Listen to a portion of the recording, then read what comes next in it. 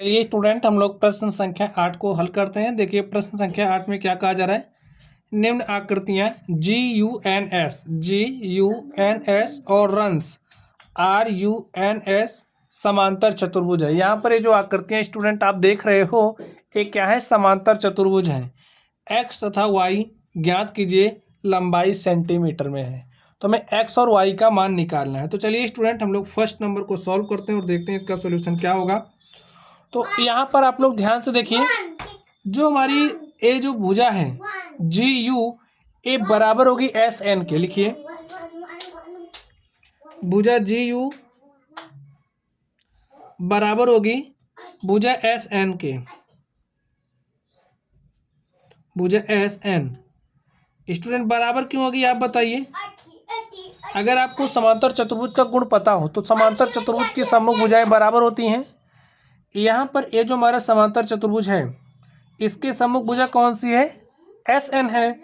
तो ये जो हमारी भुजा GU है, ये बराबर हो जाएगी SN के। कारण लिख दीजिए, लिखिए चूंकि समांतर चतुर्भुज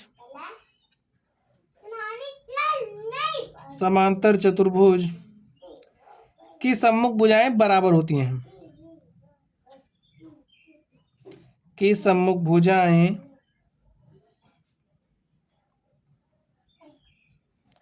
बराबर होती है।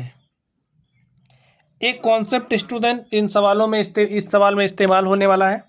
अब देखिए GU बराबर SN होगा, तो यहाँ पर GU का मान क्या है, 3y - 1। भाई GU की लंबाई कितनी है, 3y - 1। ये बराबर किसके होगा, SN के। SN कितना है, 26 है। अब आप इसको हल कर लीजिए। 3y = 26 - 1 यहाँ आएगा तो +1 हो जाएगा। 26 में 1 जोड़ेंगे 27। 3u = 27। यहाँ पर देखिए 3 गुणा के साथ है, इस तरफ आएगा किसके साथ हो जाएगा, भाग के साथ। तो 3 × 1 = 3, 3 × 9 = 27। y का मान कितना आ गया, 9। समझ गए। चलिए अब हम लोग इस GS और UN की बात कर लेते हैं। अब ये जो साइड, ये जो भुजा GS है वो बराबर होगा UN के। तो लिखिए GS बराबर होगा UN के। क्यों बराबर होगा, चूंकि समांतर चतुर्भुज की सम्मुख भुजाएं बराबर होती हैं। यही जो लाइन है आपको यहाँ पर लिख लेना है। अब देखिए GS कितना दिया है, 3x। अब 3x बराबर किसके हो जाएगा, 18 के। तो x किसके बराबर हो जाएगा, 18। देखिए 3 यहाँ पर गुणा के साथ है, यहाँ आएगा भाग के साथ। तो 3 × 1 = 3, 3 × 6 = 18। x बराबर कितना हो गया, 6 सेंटीमीटर। तो स्टूडेंट इस तरीके से देखिए, x की लंबाई, x का मान हमने निकाल लिया। x हमारा 6 सेंटीमीटर आ गया है, y कितना आ गया, 9 सेंटीमीटर। ठीक है, हमें x और y का मान ही बताना था। तो x का मान 6 आ गया, y का मान 9 आ गया। चलिए अब हम लोग इस दूसरे प्रश्न पर चलते हैं और देखते हैं दूसरे का सॉल्यूशन क्या होगा। तो स्टूडेंट आप लोग ध्यान से देखिए, इसमें हमें क्या करना है, x और y का मान ही तो निकालना है। तो चलिए मान निकाल लेते हैं। इसका देखिए सॉल्यूशन क्या होगा। देखिए इसमें कॉन्सेप्ट क्या यूज होगा, जो हमारा समांतर चतुर्भुज होता है, समांतर चतुर्भुज के विकर्ण परस्पर एक दूसरे को समद्विभाजित करते हैं। परस्पर एक दूसरे को समद्विभाजित करते हैं, इसका मतलब क्या है, समझिए हमारा क्या हो गया, समांतर चतुर्भुज हो गया। इस समांतर चतुर्भुज को हम नाम दे रहे हैं ABC और D।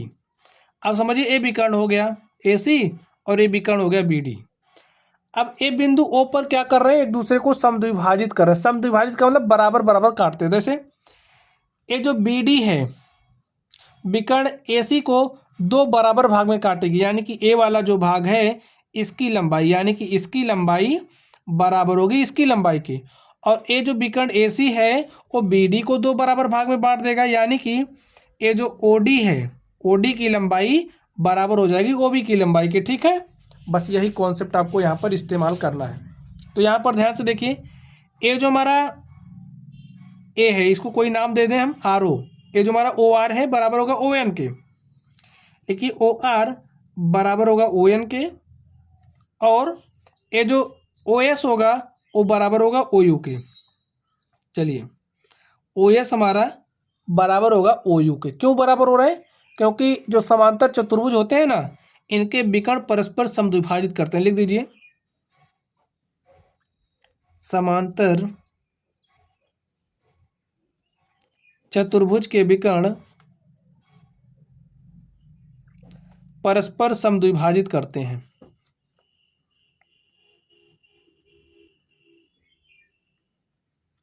समद्विभाजित करते हैं। स्टूडेंट यही जो बात है आपको यहाँ पर भी लिख लेना है, ठीक है। चलिए अब देखिए ओ आर कितना है, 16 है, बराबर किसके हो जाएगा, ओ एन के। ओ एन कितना है, एक्स प्लस वाई। तो यहाँ से हम लिख सकते हैं एक्स प्लस वाई बराबर 16 और इसको मान लेते हैं समीकरण नंबर 1। अब आगे ध्यान से देखिए, ये जो हमारा ओ एस है वो कितना है, 20 है। तो यहाँ पर रखिए 20 बराबर किसके हो जाएगा, ओ यू। ओ और यू ये कितना, वाई प्लस 7। Y plus 7। अब इसको आप सॉल्व कर लीजिए।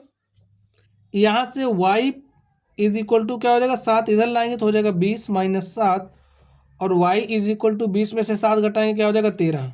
तो y का मान देखिए हमारे पास क्या आ गया, 13। ये जो y का मान है 13 समीकरण 1 में रख दीजिए। लिखिए y बराबर 13 समीकरण 1 में रखने पर